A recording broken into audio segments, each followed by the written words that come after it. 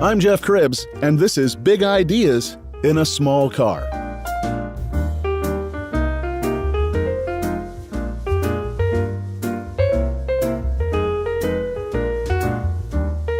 Larry! Hey, Hey, what are we up to? I just happened to be in town. I just thought I'd like to hear some things about some change management. Okay, great. So how have you been? Having fun. How's retirement treating you? Refirement.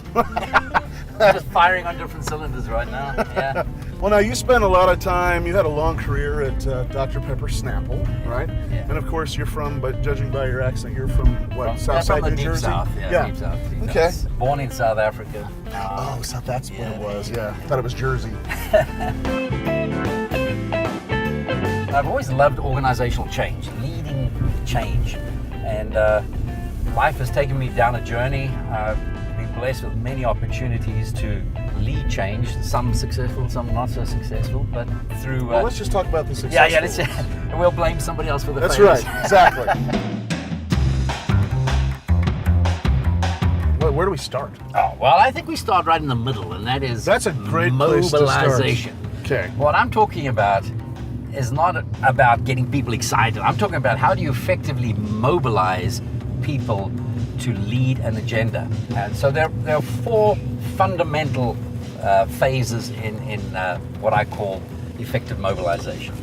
The first of which is engage, which is I call the heart of the matter. Gosh, okay. Now, Well, this is start. I'll be Yeah, honest with sure. you. I'm trying to visualize all this, Yeah. and it's very rich in metaphor, and I just feel like I need to see it. Okay. You know, I mean, how about here's can some we paper just? or- No. I think what we should do here is here's some markers, Oh. and let's just just use the windows. Just go ahead and just tell us what we're doing. Yeah. All right, so right in the center you got mobilize. Yes. Which, as I said, is inspiring others to achieve levels of sustained performance which without your leadership they would not have achieved. Okay. That's mobilize. Right.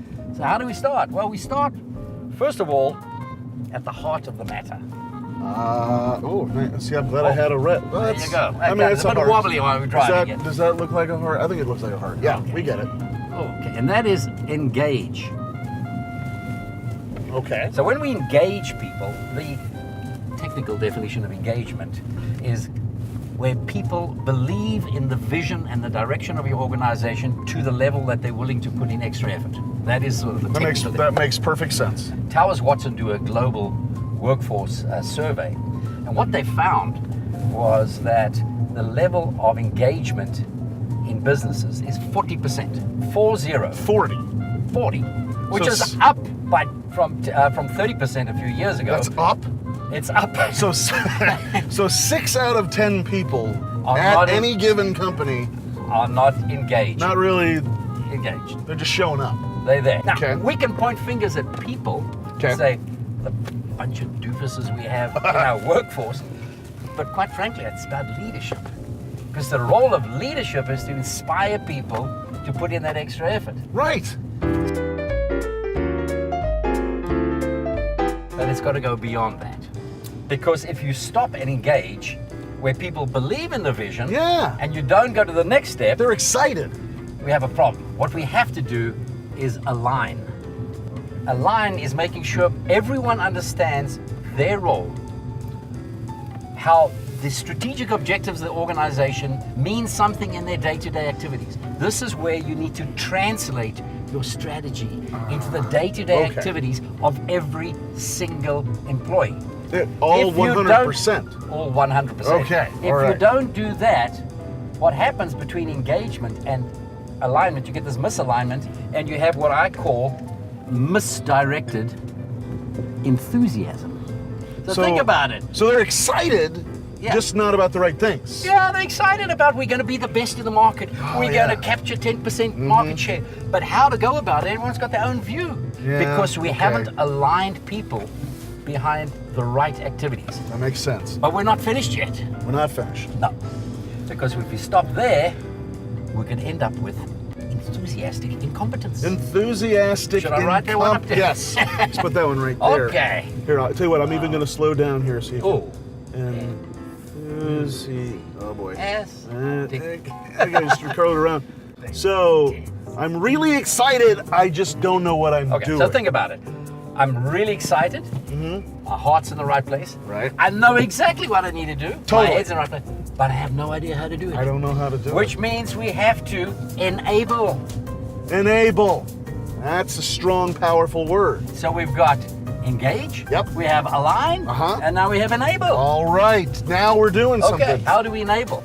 Well, we look at what skills are required. Okay. We make sure we have the right processes. Right. We take away the barriers and the obstacles. We give people decision authority. That's the hard stuff. We give them the tools necessary to execute. You've got to say to yourself, what are you doing within your policies, procedures, structure, organizational design to enable people to execute this new strategy that you've embarked upon? Okay. So that's enable.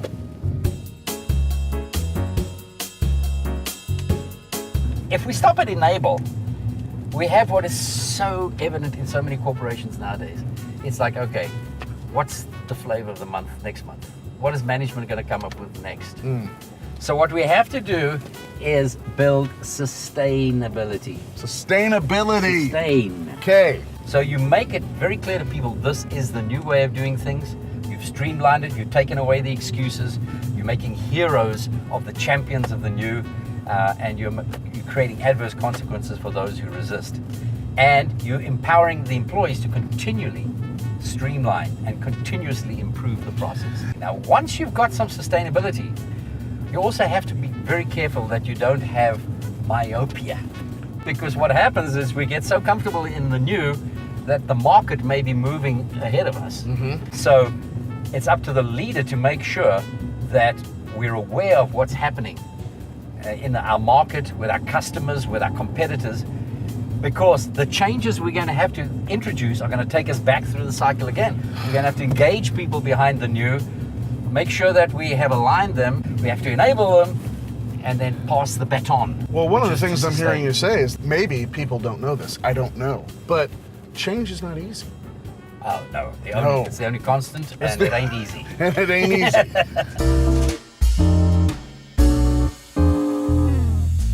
The Dr. Pepper Snapple integration, or going public, was a fantastic example of the ability to mobilize 20,000 people behind the agenda with 5 clear strategies which were translated into the day-to-day activities of every employee. We found ways of getting them to understand how they can contribute towards our overall goal, our overall vision, and our strategy. Well, it sounds like a plan to me. It sounds like a plan of action. If you want to know more, you can get Larry's book on Amazon.